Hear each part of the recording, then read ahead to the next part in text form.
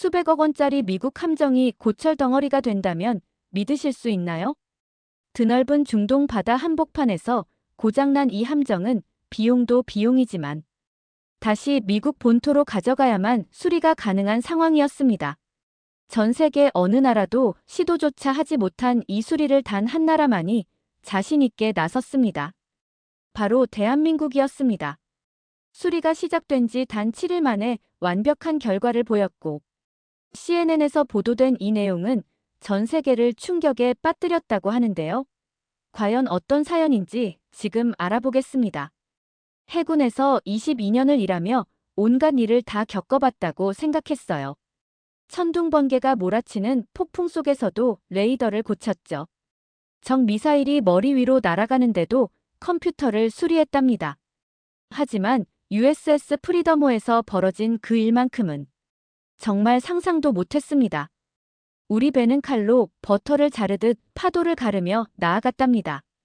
USS 프리더모는 그냥 평범한 배가 아니었습니다. 미국의 최신형 첨단 군함이었거든요. 컴퓨터와 무기, 그리고 뉴욕 전체를 밝힐 수 있을 만큼 강력한 엔진이 가득한 떠다니는 도시 같았어요. 배의 규모가 정말 어마어마했습니다. 축구장 3개를 이어놓은 것보다 길었고 10층 건물만큼 높았어요. 모든 표면이 첨단 장비로 반짝거렸죠. 상부 갑판에서는 레이더 접시들이 천천히 돌아갔어요. 기관실에서 모닝커피를 마시고 있을 때였습니다. 첫 번째 경보가 울렸어요.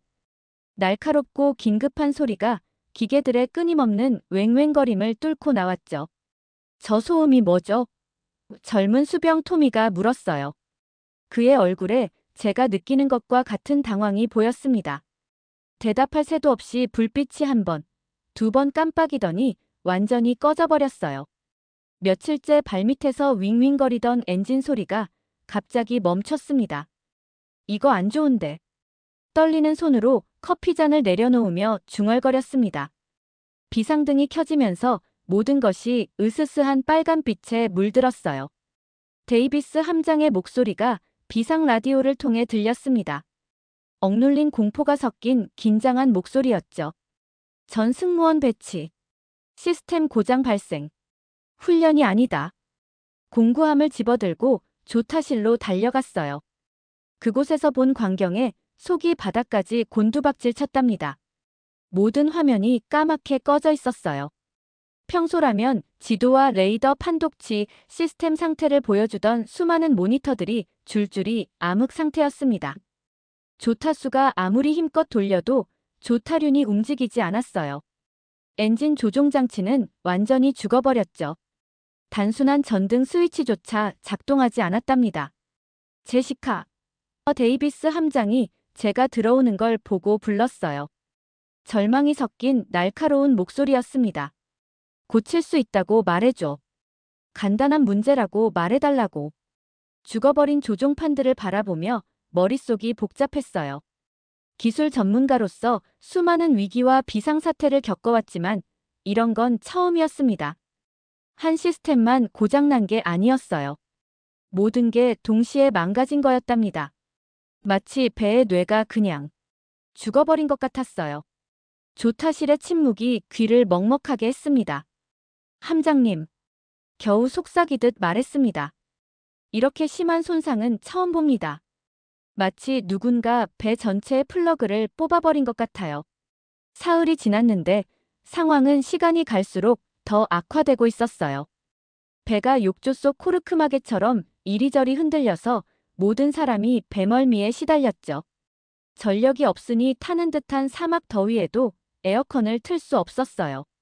선내 온도가 38도까지 올라갔답니다. 머리카락보다 가는 전선들을 돋보기로 들여다봤죠. 전압계로 회로를 검사하며 의미를 알 수 없이 튀고 흔들리는 바늘만 바라봤답니다. 조종판 전체를 해체해서 수백 개의 작은 부품들을 거대한 직소 퍼즐처럼 늘어놨기도 했어요. 그래도 아무것도 되지 않았습니다. 퍼즐 조각의 절반은 사라지고 나머지 절반은 전혀 다른 상자에서 나온 것들로 퍼즐을 맞추려는 것 같았어요. 혹시 진전이 있었나? 정비 반장 앤더슨 상사가 더러운 헝겊으로 이마에 땀을 닦으며 물었어요. 고개를 저으며 벽에 털썩 기댔어요. 불가능해요, 상사님. 이런 건 처음 봅니다. 배가 모든 걸 한꺼번에 죽여버리는 전자질병에라도 걸린 것 같아요. 노퍽 본부에서도 같은 얘기를 하더군. 버지니아까지 견인해서 수리하자는데 견인선이 안전하게 올 수 있다고 해도 몇 달은 걸릴 거라고 하네. 가슴이 돌덩이처럼 무너져 내렸어요. 몇 달은 안 돼요. 여기서는, 적의 해역에서는 말이에요. 바깥으로는 바다가 푸른 사막처럼 사방으로 끝없이 펼쳐져 있었어요.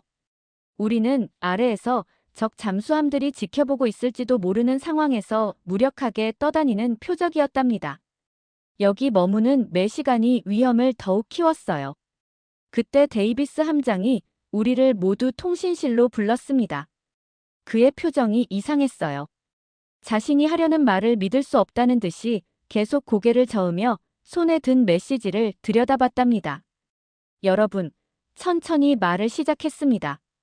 방금 특이한 제안을 받았습니다. 한국의 한 회사에서 우리를 도와주겠다고 하는군요. 신뢰가 웃음소리로 폭발했어요. 절망적인 상황에서도 저조차 웃음이 나왔답니다. 한국이요? 앤더슨이 눈물을 닦으며 킥킥거렸어요. 그들이 미국 군함에 대해 뭘 안다고 그래요? 스마트폰이나 만들고. 제 딸이 유튜브에서 하루 종일 보는 그 케이팝 비디오나 만드는 사람들 아닌가요? 저도 그렇게 생각했어요. 함장이 조용히 하라며 손을 들었습니다.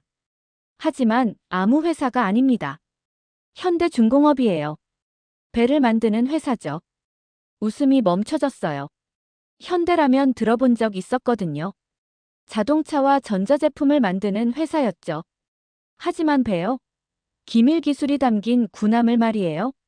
함장님, 지뢰밭을 걷듯 조심스럽게 말을 골라가며 말했습니다. 송구하지만 이건 미군의 1급 기밀 기술입니다. 외국인들을 정말 믿어도 될까요? 스파이라면 어떻게 해요? 함장이 현창으로 끝없는 바다를 바라봤어요. 멀리서 먹구름들이 어두운 산맥처럼 몰려오고 있었답니다. 제시카, 우리는 지금 꼼짝없는 표적이에요.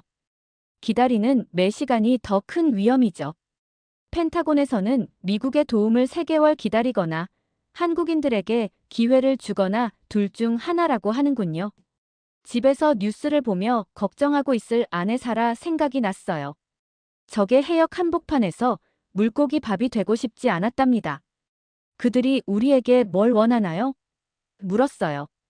그냥 시도해볼 허락만 달라고 하는군요. 함장이 대답했습니다. 내일 팀을 비행기로 보낼 수 있다고 하네요. 그날 밤 침대에 누워 천장을 바라보며 폭풍 속 낡은 집처럼 삐걱거리고 신음하는 배 소리를 들었어요. 계속 생각했답니다. 전혀 모르는 사람들을 돕기 위해 지구 반대편에서 날아올 그 한국 기술자들을. 그들이 대체 누구일까요? 미국 최고의 기술자들이 고치지 못한 걸 정말 고칠 수 있을까요? 헬리콥터가 갑판에 쿵 하고 내려앉으면서 배 전체가 진동했어요. 조타실 창문으로 4명의 남자가 내리는 걸 지켜봤답니다. 회전하는 프로펠러 바람에 그들의 머리카락이 휘날렸죠. 한국 기술 전문가들이 어떻게 생겼을지 상상해봤지만 이런 모습은 아니었어요. 그냥 평범한 아버지들 같았습니다. 저보다 오래된 것 같은 기본적인 공구함과 차분한 표정만 있을 뿐이었답니다. 토요일 아침에 이웃집 차를 고치거나 동네 수리점에서 일하는 그런 사람들 같았어요. 저게 다예요? 앤더슨이 제 옆에서 창문을 들여다보며 속삭였어요. 저게 우리의 기적팀이라고요? 군함 고치는 게 아니라 오일 교환이나 해야 할 것 같은데요. 팀장은 제 아버지 또래쯤 되어 보이는 남자였어요. 철퇴 안경 너머로 친근한 눈빛을 보내고 수십 년간 물건을 고쳐온 이야기가 담긴 거친 손을 가지고 있었답니다. 자신을 이철호라고 소개했어요. 영어는 명확했지만 신중했어요. 우리는 당신들의 배를 돕기 위해 왔습니다. 간단히 말하며 살짝 고개를 숙였어요. 문제를 보여주세요. 미국 기술자들이 항상 그렇듯 노트북과 진단 컴퓨터를 꺼낼 거라고 예상하며 그들을 조타실로 안내했어요. 그런데 이철호 씨가 뭔가를 하는 걸 보고 깜짝 놀라서 눈을 깜빡였답니다. 제가 잘못 본 건가 싶었어요. 그가 벽에 귀를 대고 의사가 환자 심장박동을 듣듯이 소리를 들었거든요. 뭘 하는 거예요? 앤더슨이 눈썹을 이마 끝까지 치켜 세우며 중얼거렸어요. 이철호 씨는 배와 춤을 추듯 천천히 방 안을 돌아다녔습니다. 고양이를 쓰다듬듯 부드럽게 손끝으로 여러 패널들을 만져봤어요. 작은 망치로 금속 표면을 두드리고 악기를 조율하는 음악가처럼 소리를 들었죠. 심지어 전자부품들 냄새까지 맡았답니다. 눈을 감고 깊이 숨을 들이쉬면서요. 한국에서는 제 남동생보다 조금 나이가 많아 보이는 최영훈이라는 막내 팀원이 설명했어요. 기계도 사람처럼 성격이 있다고 믿습니다. 사람이 아플 때 의사가 심장박동을 듣고 체온을 재고 눈을 보잖아요. 기계도 마찬가지예요. 듣는 방법만 안다면 기계가 뭐가 잘못됐는지 말해줍니다. 회의적이면서도 매혹되어 1시간 동안 그들의 일하는 모습을 지켜봤어요. 우리 배의 설계도를 요구하지도 않았답니다. 어차피 기밀이라 금고에 잠겨 있어서 보여줄 수도 없었지만요. 대신 골동품처럼 보이는 자와 캘리퍼스로 모든 걸 손으로 측정했어요. 작은 공책에 연필로 스케치를 그렸는데 손이 빠르고 자신있게 움직였답니다. 한국어로 속삭이며 비밀을 나누는 것처럼 사려 깊게 고개를 끄덕였어요. 이건 말이 안 돼요. 앤더슨이 고개를 저으며 조용히 제게 말했어요. 2019년이 아니라 1950년처럼 일하고 있잖아요. 컴퓨터는 어디 있어요? 첨단 장비는요? 우리의 화려한 진단 컴퓨터들이 오류 메시지와 혼란만 줬는데 단순한 도구를 가진 이 사람들이 우리 배를 이해하기 시작한 거였어요. 우리가 존재하는 줄도 몰랐던 연결점들을 찾아냈죠. 공식 도면에도 없는 전력선들을 추적했답니다. 전선과 회로의 미로를 통과하는 보이지 않는 통로들을 보는 것 같았어요. 설계도 없이 어떻게 이렇게 하는 거예요? 정말 놀라서 최영훈 씨에게 물었습니다. 그가 미소 지으며 손을 들어 손가락들을 흔들었어요. 이게 최고의 도구입니다. 눈과 귀, 손가락들요. 이것들은 절대 거짓말하지 않아요. 컴퓨터는 틀릴 수 있지만 기계는 듣는 방법만 안다면 항상 진실을 말해줍니다. 첫날이 끝날 무렵 그들은 우리 전체 전기 시스템의 손으로 그린 도면을 완성했어요. 우리 공식 매뉴얼보다 더 자세하고 정확한 도면이었답니다. 둘째 날 모든 것을 좌우할 벽에 부딪혔어요. 희망과 절망을 가르는 그 벽 말이에요. 한국 팀은 꾸준히 작업하며 거대한 퍼즐 조각을 맞춰가듯 작은 문제들을 하나씩 해결해 나가고 있었어요. 몇 개 전등을 고쳐서 어두운 복도에 따뜻한 노란빛이 돌았죠. 라디오가 딱딱거리며 되살아나서 바깥 세상과 다시 연결됐답니다.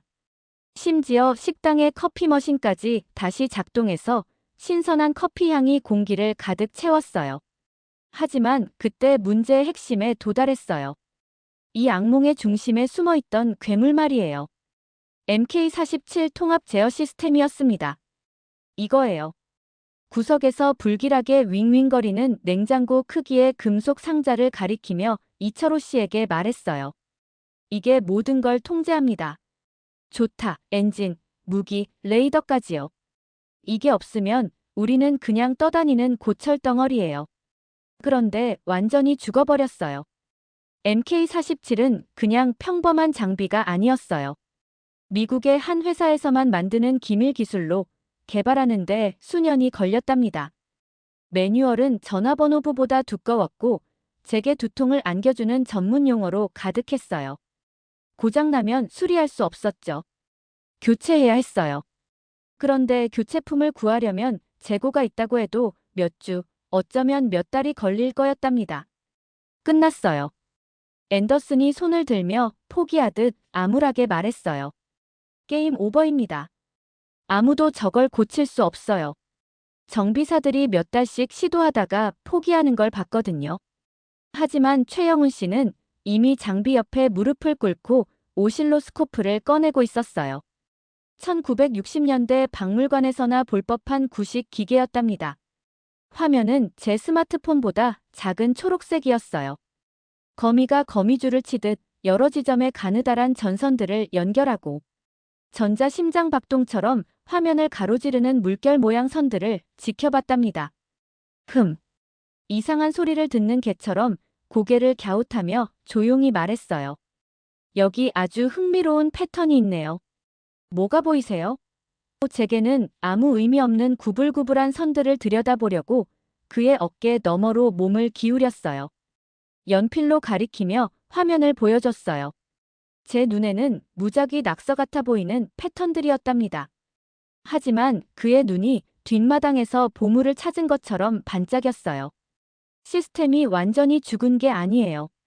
발견의 기쁨으로 목소리가 높아지며 흥분해서 말했어요. 자세히 보세요. 신호가 왔다가 사라졌다가 다시 돌아와요. 가끔 박동을 건너뛰는 심장 같아요. 기절했다가 깨어나는 사람 같기도 하고요. 그럴 리 없어요. 우리 컴퓨터가 사흘 동안 완전 진단을 했거든요.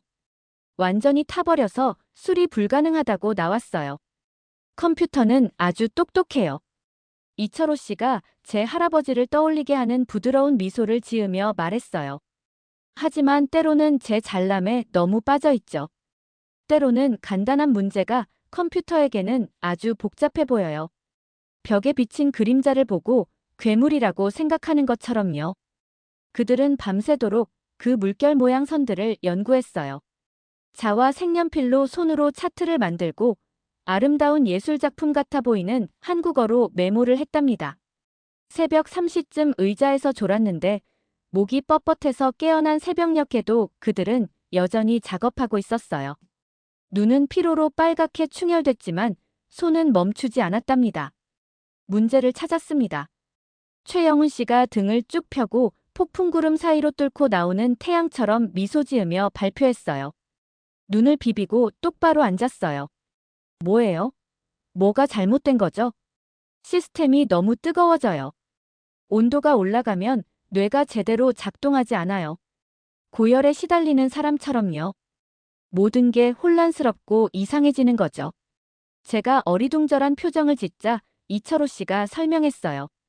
냉각 팬 하나가 고장났어요. 아주 작은 부품이죠. 하지만 이것 때문에 전체 시스템이 과열돼서 보호 모드로 들어간 거예요. 환자가 열이 나면 몸이 스스로를 보호하려고 잠들어 버리는 것처럼요. 펜 하나가요?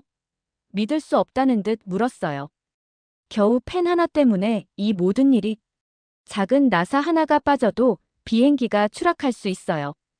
최영훈 씨가 부드럽게 말했답니다.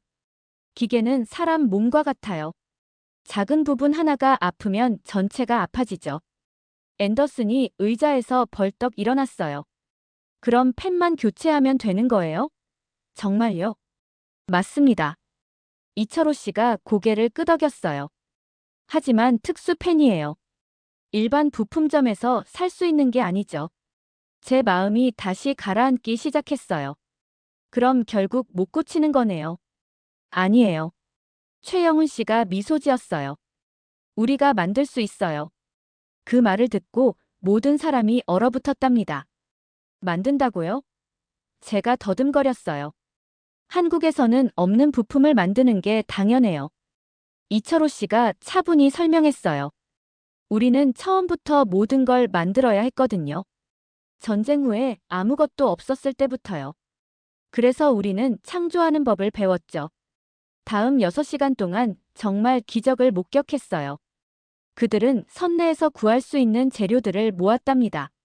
낡은 전자부품들, 금속 조각들, 심지어 식당에서 가져온 작은 모터까지요. 마치 요리사가 냉장고에 남은 재료로 훌륭한 요리를 만들어내듯이요. 이철호 씨의 손은 마법사의 손 같았어요. 미세한 전선들을 연결하고 금속을 정밀하게 깎아내고 부품들을 완벽하게 조립했답니다. 최영훈 씨는 오실로스코프로 계속 확인하며 미세 조정을 했어요.